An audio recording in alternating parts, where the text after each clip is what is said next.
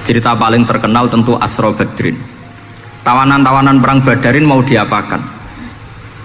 Rasulullah istasyara Abu Bakrin. Terus kata Abu Bakar, itu keluargamu ya Rasulullah. Hum ashiratuka hum aqaribuka. Ya maafkan saja.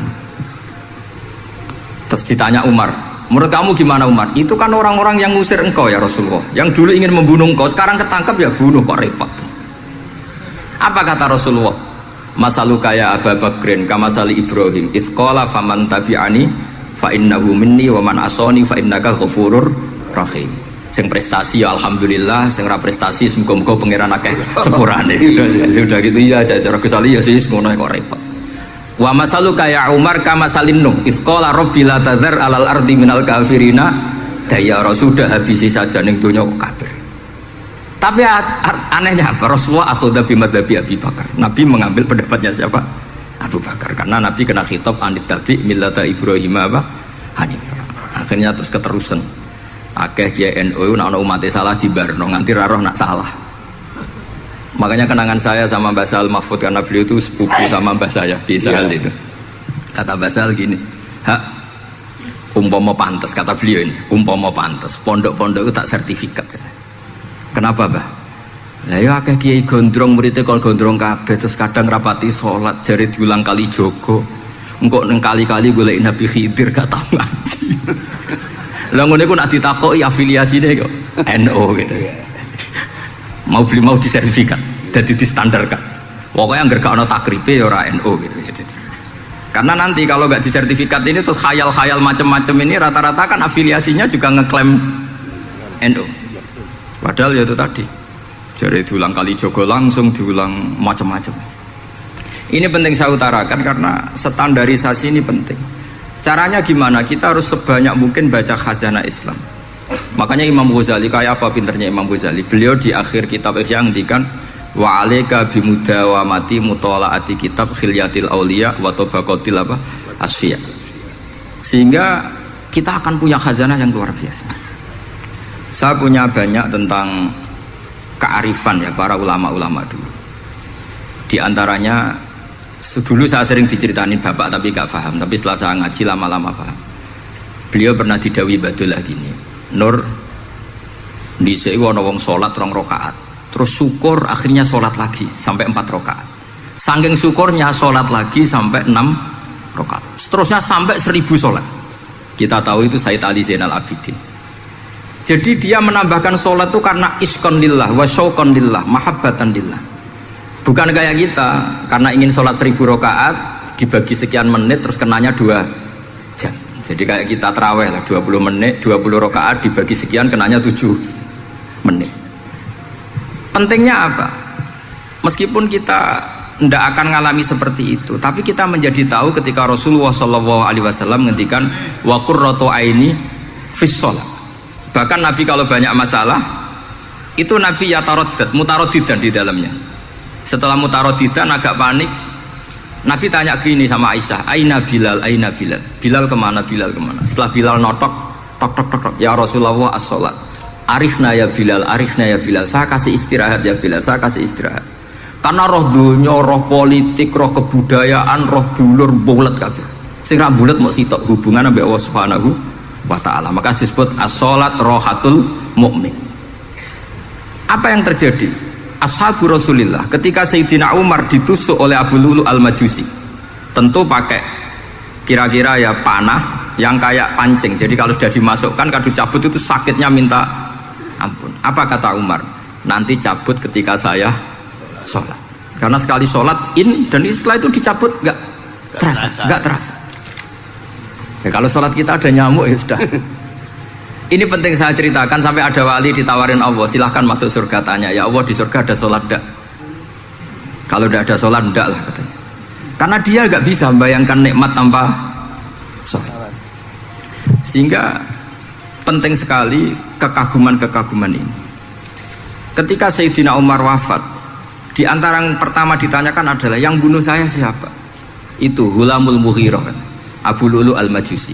Beliau spontan langsung ngendikan gini, alhamdulillah alladzi ja'ala maniyati biyadi rajulin lam yasjud laka sajdatan tuhajuni biha yaumal qiyamah. Matur nuwun Gusti, saya dibunuh oleh orang yang nggak pernah sujud. Kalau saja dia pernah sujud, saya tidak berani maksudkan dia. Jangan-jangan sujud itu engkau terima, kemudian dia min ahlil jannah. Kayak apa pentingnya kenangan sujud? Rasulullah juga pernah ngendikan, nanti kalau dunia sudah ruwet, as-sajdatul wahidatu khairun minad dunya wa ma fiha. Satu sujud lebih baik ketimbang dunia seisinya. Karena itu kelayakan kita sebagai hamba. Makanya Abu Hasan Asadili ngendikan, sudahlah kafal amilina jazaan an radiyaka laka ahlan, sudah ditakdir ngamal sudah harus syukur. Kok mikir ditompo ta ora usah, gak penting. Itu madzhab Abu Hasan apa? Asadili. Dan itu ditiru para kiai-kiai kita. Madzhab Said Abdul Haddad juga ditiru kiai-kiai kita. Sehingga sedekah Rasulullah ketika ngendikan al ulama warasatul anbiya. Ini penting saya utarakan karena khazanah kita biar tetap kaya. Makanya masyhur dalam Manaqibul Ghazali kita tahu Imam Ghazali itu orang yang luar biasa, pengarang Ihya. Saya punya banyak karangan beliau, Al-Arba'in Al-Usul. Tapi yang paling saya cintai tentu Ihya, kitab Mustasfa, kitab Qawaid Fikih itu, Usulul Fikih. Manaqibul Ghazali adalah Rasulullah pernah jejer Nabi Musa. Terus Rasulullah ngendikan ulama ummati ka anbiya'i Bani Israel. Terus kata Nabi Musa, yang benar saja, masa ulama kok kapasitasnya kayak Nabi, apapun hebatnya itu nggak mungkin lah kapasitasnya kayak Nabi. Terus kata Rasulullah, ya sudah buktikan saja. Terus dipanggillah Imam Ghazali. Ketika dipanggil, ini katanya Ghazali katanya. Ditanya sama Nabi Musa, siapa namamu? Ana Muhammad bin Muhammad Al-Ghazali At-Tusi Asy-Syafi'i. Mau jawabnya panjang. Terus kata Nabi Musa, kecangkeman gitu, cara Jawa itu kecangkeman, ditakoki jeneng kok jawabnya kakean ya. Terus kata Imam Ghazali, ya lumayan saya. Jenengan ditanya Allah sing ya'lamus sirra wa akhfa saja jawabnya kelebihan gitu. Apa itu kata Nabi Musa? Wa ma tilka biyaminika ya Musa. Qala ya asaya atawakkau 'alaiha wa ahusyu biha 'ala ghanami wa liya fiha ma'aribu ukhra. Jadi Nabi Musa ditanya, sing mbok gawa iku apa ta? Ini tongkat saya, tak pakai ini, tak pakai ini, tak pakai ini. Jadi masih banyak kelebihan jenengan di bawah saya. Akhirnya fa'aqarra Nabi Musa ini ikrar bahwa benar-benar ulama Rasulillah itu keambiai Bani apa? Israel. Jadi khazanah-khazanah kecerdasan gini ini penting. Sehingga ketika ada kemacetan fikih, ada kejumudan fikih, tugas kita adalah memecahkan kejumudan itu. Misalnya begini, ini yang sering dilakukan Bapak saya dan Gus Ali. Kancanan wong fasik hukumnya piye? Ya ora oleh, wong kok kancanan wong fasik. Tapi kalau dibalik, bina wong fasik boleh ndak? Boleh. Syaratnya bina kudu ngancani. Jadi dibelokkan gitu aja sudah rubah. Hadza huwal fiqh. Yang dikatakan fikih ya seperti itu. Tapi orang-orang yang nggak ngerti detailnya fikih, apalagi usul fikih, fikih itu menjadi rumit. Makanya ahli sunnah itu luar biasa. Ada orang mati karena narkoba atau karena apa itu oplosan. Itu kiai cokre. Itu kiai alim biasa datang. Itu ya biasa mempersaksikan, nggih mayite sae nggih. Padahal orang itu nggak percaya ini orang mati cokre kok apa? Sae. Padahal dia di kiainya bilang gini, wes sae saiki wis iso nakal katanya. Maksudnya sae sudah mengakhiri semua kenakalannya lewat apa? Lewat kematian tadi. Karena itu doa Rasulullah. Rasulullah itu kalau ngedikan itu luar biasa. Allahumma ij'alil hayata ziyadatan li fi kulli khairin wal mauta rohatan li min kulli syarrin. Ya Allah, jadikan hidup ini ziyadatan li fi kulli khairin. Jadi anggap saja kalau hidup itu berarti potensi tambah baik. Anggap saja kalau mati itu akhir dari segala keburukan. Berarti orang cukre ini mati itu baik apa buruk? Baik, karena dia sudah tidak bisa buruk lagi. Makanya saya nah ini khazanah yang luar biasa. Karena tadi kematian adalah ar-rohah min kulli apa? Syarrin.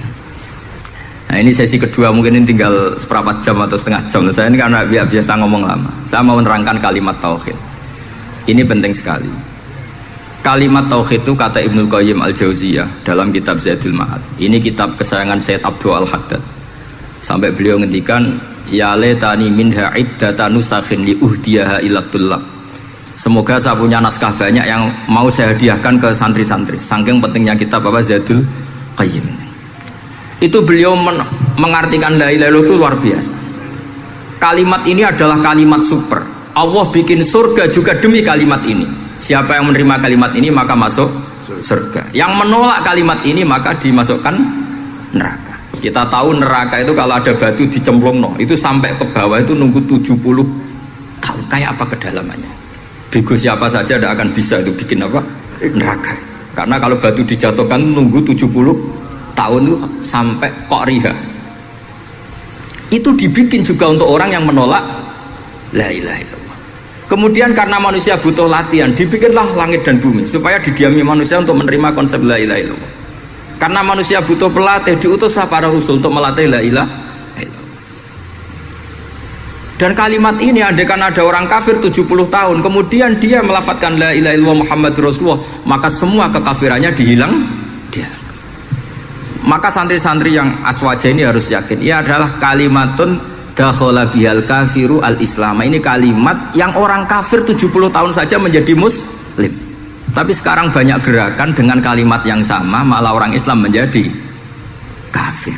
Itu kira-kira kelompok aneh nopo boten. Hanya karena la ilaha illallah banyak kelipat tok dihukumi kafir. Gara-gara la ilaha illallah pitung dino diarani kafir. Wong kalimat ini sing kafir wae dadi mukmin. Sekarang dengan kalimat yang sama yang mukmin jadi kafir. Ini apa-apaan? Kira-kira gitu cara madzhab ini apa-apaan. Ini penting saya utarakan. Jadi kepastian tauhid. Ngendikane pangeran kul lil ladzina kafaru iyantahu yufar lahum ma qad salam. Makanya Abu Hasan As-Sadili ketika nafsirkan fa'lam annahu la ilaha illallah wastaghfir li dzambika walil mu'minina wal itu ai bihadhil kalimah kata beliau. Kamu harus camkan bahwa la ilaha illallah dan setelah itu kamu baru sah istighfar untuk kamu sendiri maupun untuk orang mukmin siapapun, mukmin mukminah. Kita tahu andaikan kita punya keluarga kafirah atau murtadah sah nggak diistighfari? Tidak sah. Tapi sefasik apapun asal dia min ahli tauhid maka sah diistighfari karena fa'lam annahu la ilaha illallah wastaghfir lidzambika walil mu'minin. Jadi sahnya mengistighfarkan orang lain hanya dengan satu syarat, yaitu dia min ahli la ilaha illallah Muhammadur Rasulullah. Sehingga dalam cerita-cerita kewalian, dan ini saya percaya cerita ini karena saya pernah menemukan di Musnad Ahmad, saya menemukan di Ithaf syaratnya Ihya, juga di kitabnya Said Muhammad Abu Abdul Farad itu. Dulu itu ada wali yang tukang bikin Istanbul itu. Pernah dengar tuh Istanbul itu yang Quran kecil itu. Kalau sekarang kan dibikin masif, mau 5.000-an.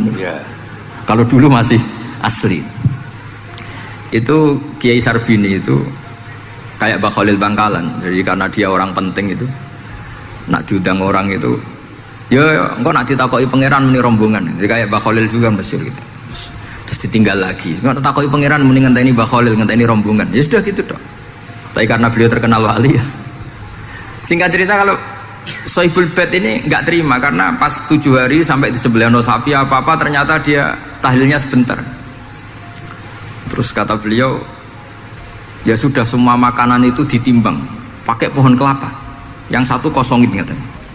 Kifatul mizan yang satu atau kafatail mizan yang satu dikosongin. Beliau datang yang bikin Istanbul tadi. Bilang bis itu sudah jumpat katanya.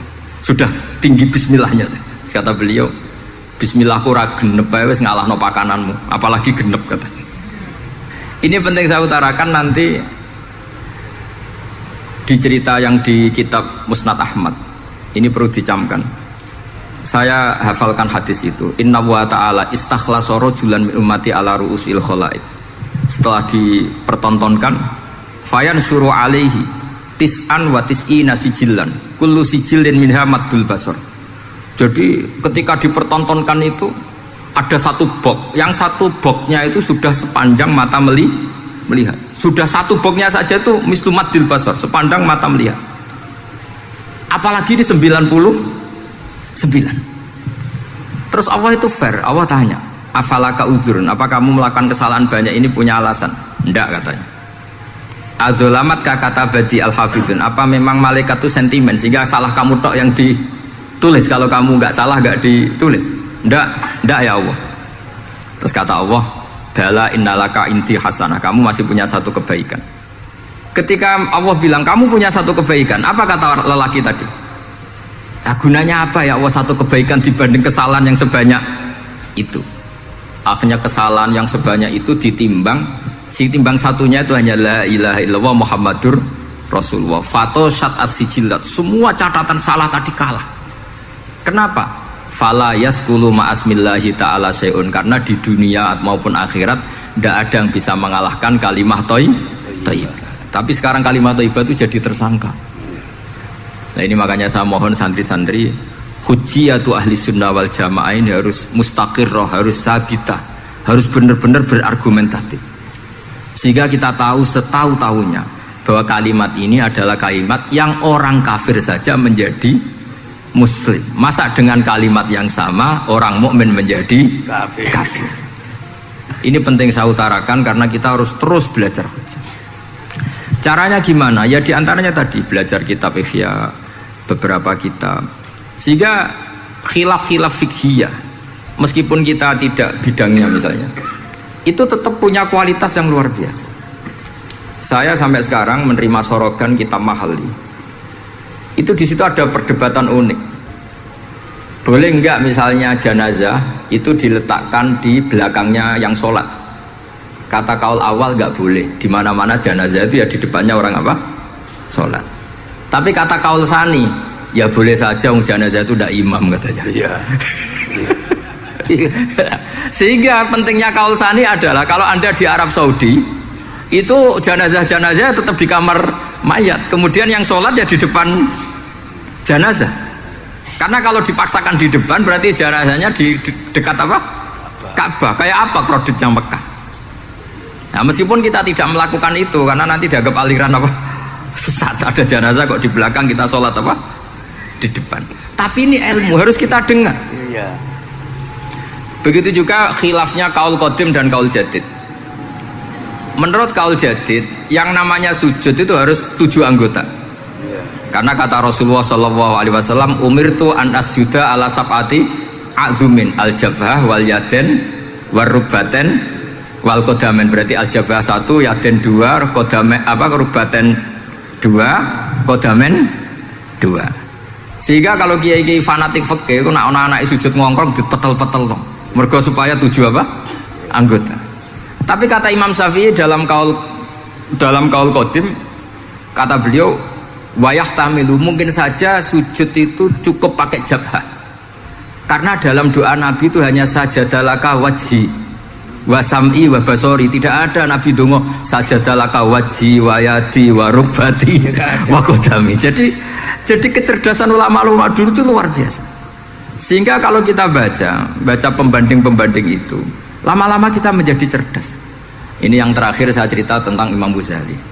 Dulu banyak orang yang bermadzhab pentingnya uzlah, sehingga banyak ulama yang uzlah. Alasannya kumpul wong serepot tok, paling gak ngerasani wong lah, minimal dosanya ngerasani wong. Singkat cerita banyak ulama yang uzlah, kemudian umat ini dipimpin aliran-aliran sesat. Terus ulama yang uzlah itu diparani sama ulama yang sudah jadi wali.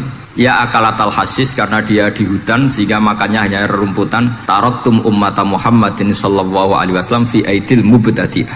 Betul uzlah itu baik, tapi membiarkan umatnya Nabi dipimpin orang-orang yang sesat. Ya saya kira demikian. Assalamualaikum warahmatullahi wabarakatuh.